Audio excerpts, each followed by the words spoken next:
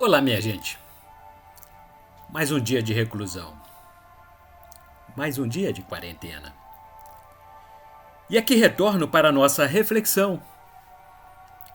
Nesta manhã eu estive meditando sobre um antivírus, um antídoto para o coronavírus. E o que passarei a relatar aqui está respaldado na Constituição Federal do Brasil, no capítulo 1, que trata dos direitos e deveres individuais e coletivos. O artigo 5º diz que todos são iguais perante a lei, sem distinção de qualquer natureza. E o inciso 4º deste artigo afirma que é livre a manifestação do pensamento, sendo vedado apenas o anonimato. Também o inciso 6º preceitua que é inviolável a liberdade de consciência e de crença. Vocês poderão estar perguntando por que inicio minha reflexão dizendo tudo isso. Bem, apenas para asseverar que não desejo travar nenhuma polêmica. Simplesmente pretendo expor o meu direito personalíssimo de pensamento.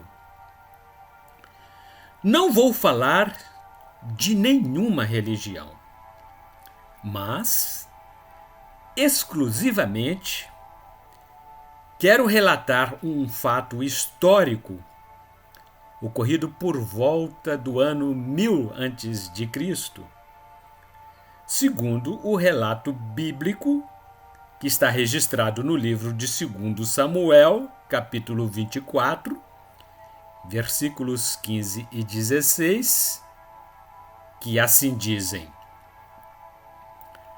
Então, o Senhor mandou que uma peste caísse sobre o povo de Israel, desde a manhã até a hora que ele havia marcado. Do norte ao sul do país, morreram 70.000 israelitas. Quando o anjo do Senhor já ia destruir Jerusalém, o Senhor resolveu não castigar mais o povo e disse ao anjo que estava matando: Pare! Já chega! O anjo do Senhor estava perto do terreiro de malhar cereais que pertencia a Araúna, o Jebuseu. Este livro, segundo Samuel, é um livro que conta a história do povo de Israel desde a conquista da terra de Canaã no século 12 a.C., até a destruição de Jerusalém pelos babilônios no ano de 586 a.C. Na época do relato histórico que li, a nação era governada pelo rei Davi. Apesar de ser um regime monárquico, mas o governo era teocrático, ou seja, os reis consultavam os profetas para saberem a vontade de Deus em relação às decisões governamentais que deveriam tomar. Registra este capítulo 24 de 2 Samuel, que Deus estava muito irado com o povo de Israel. E Davi, contra a vontade de Deus, mandou que Joabe, o comandante do seu exército, fizesse a contagem do povo do norte ao sul do país. Joabe relutou e perguntou ao rei Davi: por que o Senhor quer fazer esta contagem? Porém, o rei fez com que Joabe e os seus oficiais obedecessem à sua ordem. Então eles saíram da presença de Davi e partiram para contar o povo de Israel.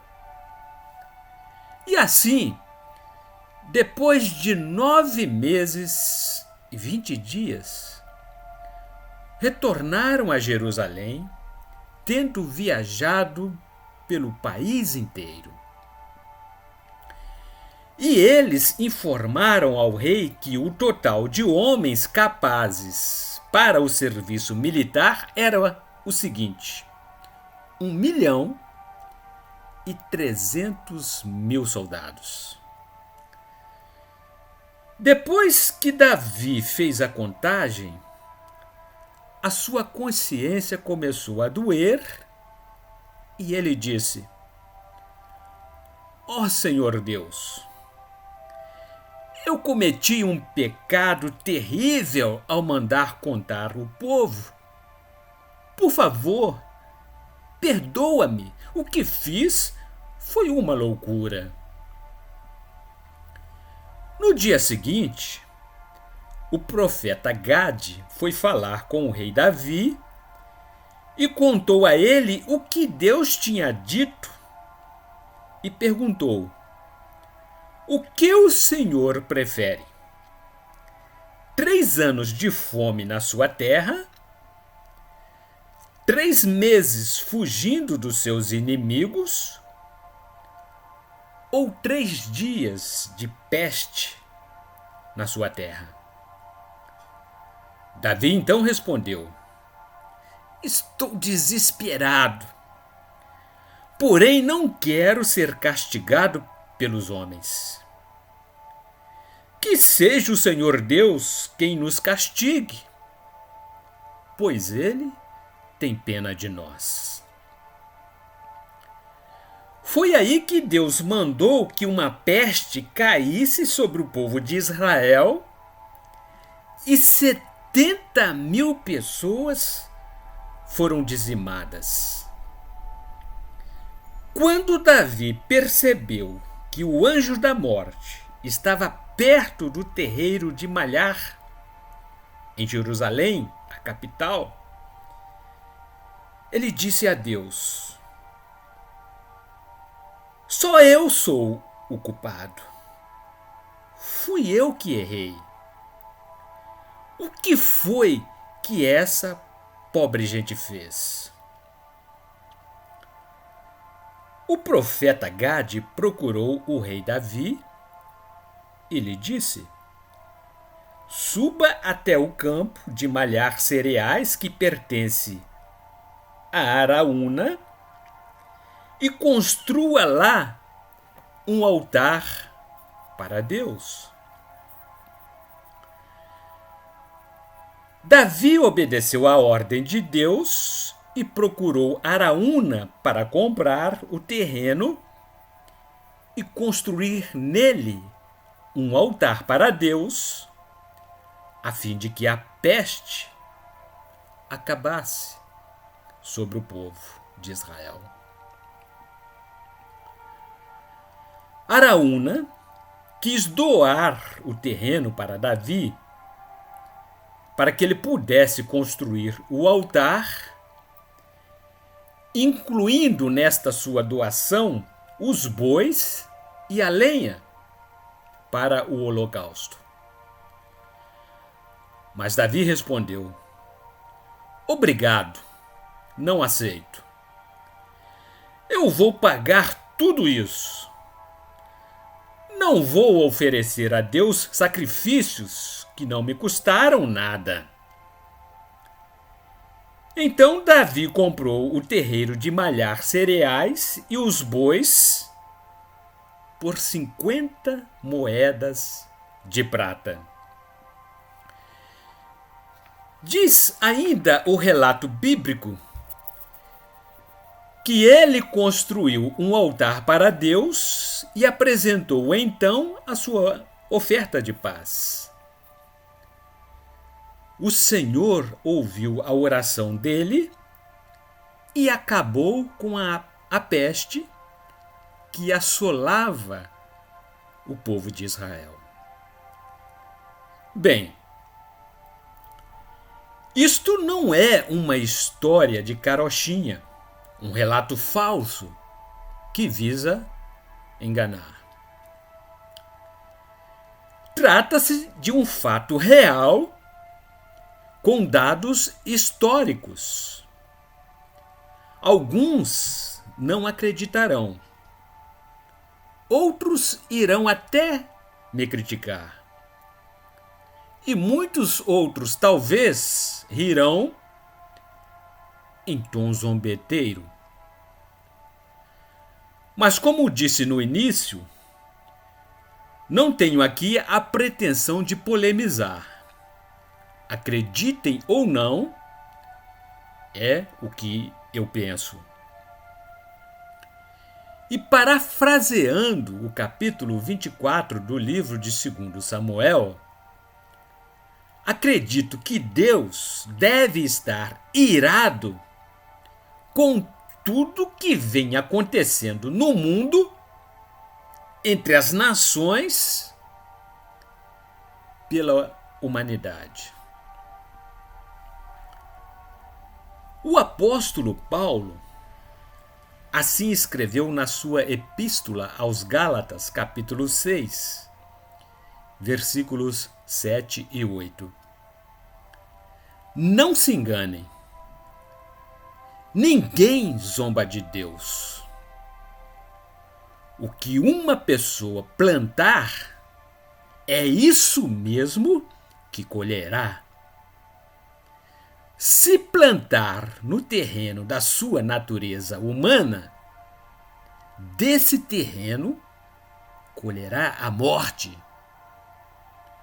Porém, se plantar no terreno do Espírito de Deus, desse terreno colherá a vida eterna.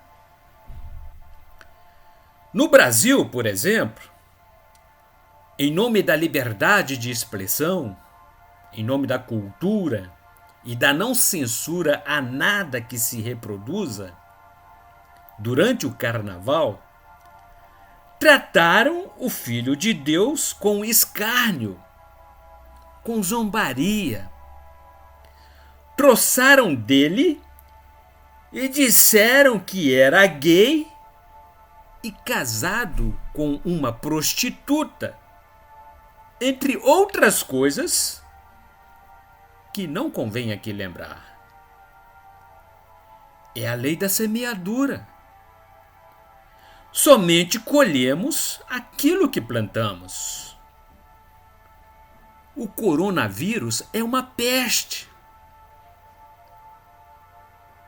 Bastou apenas um simples vírus, invisível a olho nu, para dizer aos povos que para Deus não existe superpotência, não existem pessoas poderosas,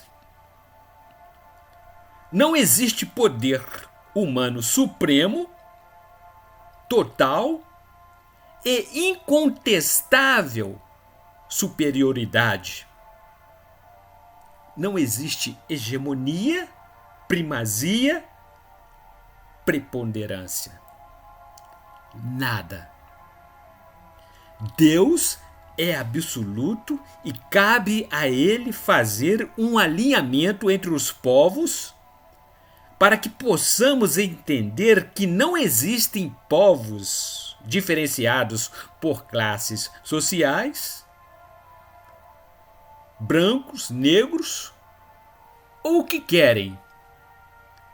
Existe a raça humana totalmente dependente do Deus Criador, que tem a chave da felicidade em suas mãos. A vacina contra o coronavírus é a mesma usada por Davi. reconhecer os erros, arrepender-se, amar a Deus sobre todas as coisas e amar o próximo, o seu semelhante, como se fosse você mesmo. Isso é o que eu penso.